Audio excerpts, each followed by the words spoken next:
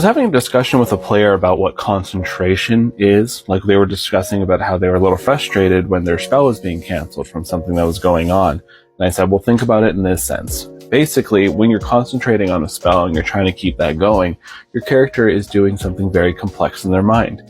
Let's go just on like a basic thing. Your character's doing a bunch of mental math in their head to keep something going, keep like a formula continuing, right? The longer they go, the more complex it's getting.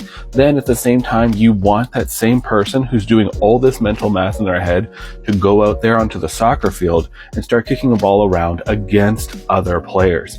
So you have to have them balancing two separate thoughts at the same time. They're doing actions in real life where they're trying to avoid being attacked by an enemy, they're avoiding, maybe they're even fighting with a weapon, things like that, casting other spells while they're also concentrating on something that's in their head, a complete separate thought that is incredibly complex and sometimes dangerous.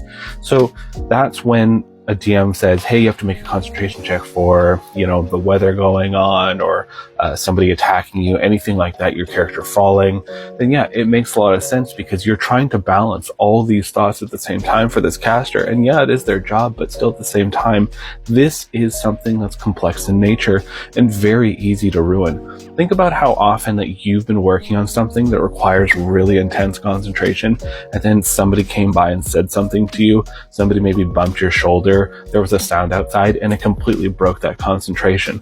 That's what you're dealing with when it comes to a spellcaster trying to maintain concentration on a spell, and that's why it's so easy for it to just be lost.